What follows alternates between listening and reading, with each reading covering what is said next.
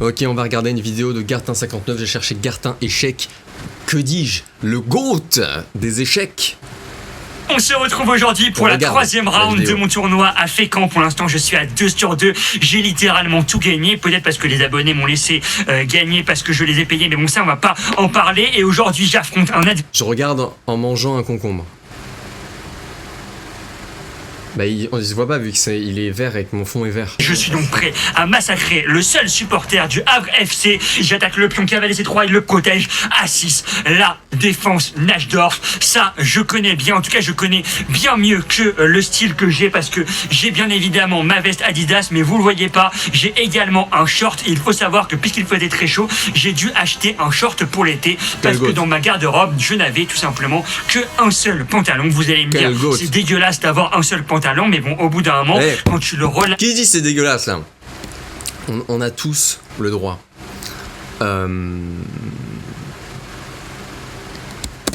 Régulièrement que tu le mets, je sais pas, pour moi un pantalon ça se met pendant 2 semaines, justement très solide avec le cavalier en C3 et également avec le pion en F3, ce qui m'empêche d'avoir des idées de B4 suivi de cavalier prend E4. Il a peur de moi quand il joue F3 et ça je le sens là. Et justement en parlant de sang, je peux vous dire qu'il va y en avoir. Il respecte pas son adversaire qui est juste nommé adversaire. On en parle de ça? Ben moi j'en parle en fait. C'est de l'irrespect Gartin ce que t'as fait là. Mais en même temps, est-ce qu'on peut remettre en question? Est-ce qu'on peut remettre en question le GOAT? C'est seulement la question que je me pose. Et je joue un petit peu sur les homonymes, pas les homonymes, ça veut absolument rien dire, les homonymes entre le mot sang, c'est-à-dire je le sens, en mode ça pue et tout, versus le sang, en mode le sang chaud de la veine, mon frère. Il joue cavalier B3, j'ai toujours pas compris pourquoi, comment, l'ordinateur non plus, peut-être qu'il a envie d'avoir la colonne D, mais ça sert absolument à rien. Moi je joue cavalier D7, un bon coup, un coup très très respectable, le cavalier qui pourra revenir soit en B6, soit en C5, et là je suis très heureux parce que ça sent quand même la partie où potentiellement ça va jouer avec un roc opposé, et qui dit roc opposé dit de la tactique, et vous me connaissez, tactiquement je suis un monstre. Alors pas que tactiquement, il y a aussi physiquement, il y a aussi et les échecs en font bien évidemment partie. Alors là il joue fou et 2, je fais genre de regarder en haut à gauche ou en haut à droite comme si je me rappelais de la théorie, et je joue tour C8 qui est absolument pas le coup théorique. Donc j'ai fait toute cette zumba et tout ce jeu d'acteur en français pour rien, pour jouer ce qui était pas forcément le meilleur coup. Je pense que cavalier B6 ou cavalier C5 aurait été des coups beaucoup plus... Un coup qui aurait été mieux.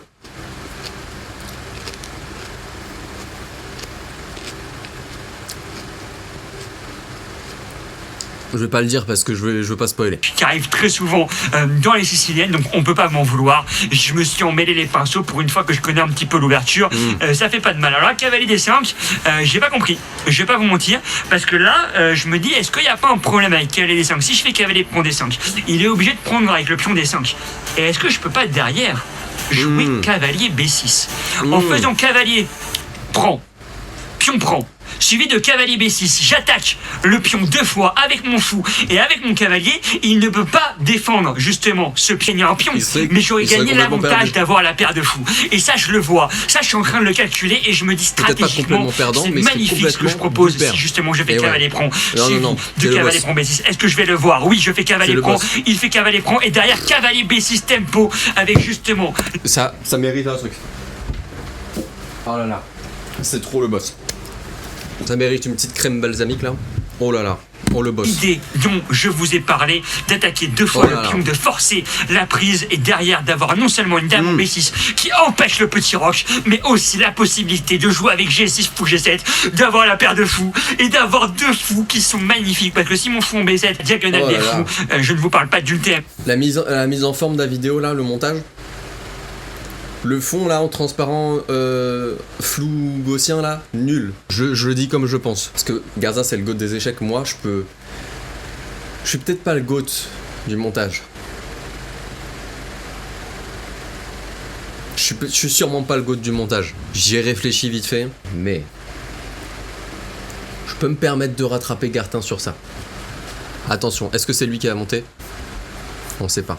Et je ne suis pas Clem qui court, mais plutôt la diagonale du fou sur l'échiquier. Bien évidemment avec G6 fou G7 qui peut très vite arriver. Et je peux vous le dire, ça va être magnifique. Ça c'est une partie où on sent qu'il va se passer des choses. On deux adversaires. Avec la posture, hein, Gartin là. Gartin il chevauche la table carrément. Hein. Gartin il domine la table. Hein. C'est les jeux de posture là.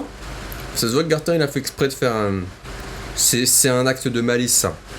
Et ça peut mener très très loin dans une partie d'échecs. Oh je le sais. Oh, je le sais. Entre Rocky, Balboa et je ne sais pas qui, tout simplement parce que le film, je l'ai regardé il y a très longtemps quand j'étais petit. Je peux aussi vous parler de Raging Bull, qui est un autre film de boxe, qui d'ailleurs est pas ouf. Hein. On fait toute une zomba autour de Martin Scorsese, absolu de cinéma, mes couilles. Vrai, Raging Bull, c'est pas si ouf. Je joue G6, alors dame D2, bien évidemment. On va voir si je vais vers petit roc ou bien si je vais laisser mon roi au milieu. Mais je continue le plan qui était assez évident. J'ai failli faire tomber une pièce. On l'a remarqué en bas à gauche. Alors là, roi B1, ok, bah écoute, t'as joué petit roc pour derrière rebouger ton roi. Dis-moi vraiment si t'as pas d'ambition dans la vie. En même temps, on pouvait pas s'attendre à grand chose d'un supporter du Havre, mais peut-être qu'il va enfin avoir droit au bonheur avec l'équipe de France qui bien évidemment va jouer le mondial. On l'espère quand cette vidéo sortira, parce que oui là en fait je suis en train de tout tourner en même temps. À chaque fois je vous dis n'hésitez pas si vous avez des retours en commentaire, etc. En vrai je vais pas vous mentir, là je crois que les 4-5 premières parties je vais toutes les tourner en même temps, le reste aussi, donc peu importe les retours que vous me ferez, ce sera pour le prochain tournoi que je les prendrai en compte, parce que là je suis en train de commenter à la chaîne. Voilà, je sais très Scott Fischesque, H4, cette nouvelle manière de jouer avec H4, H5, l'envie d'aller chercher mon roi. Peut-être que j'avais pas forcément besoin de mettre mon roi à l'abri et que j'aurais pu continuer une attaque sans forcément mettre mon roi qui en étant fausse. On va doubler les tours, on va jouer tour C8, taper potentiellement à un moment donné sur ce pion en C2. Alors tour prend C2, après dame prend C2, à voir si c'est un échange qui est positif. Il me joue H5, j'en ai absolument rien à branler. Je joue tour C8, tu m'attaques, et ben moi je t'attaque. C'est attention à la dame, le plus vite, et je pense que je peux être plus rapide dans mon attaque que lui. J'avais aussi potentiellement des idées de jouer dame F2, de mettre une dame un petit peu pieuvre, mais j'avais peur des tours F1, et après il aurait fallu calculer dame prend G2, est-ce que j'ai suffisamment de défense pour ce pion, et je vais pas vous mentir que j'avais pas la force de calculer tout ça.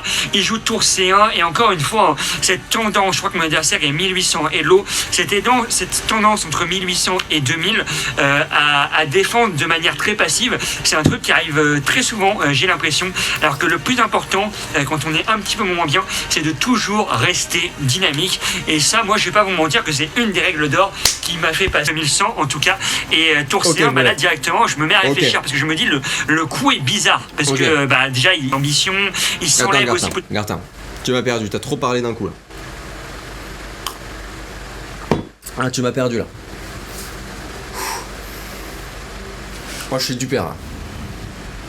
T'as trop parlé d'un coup là.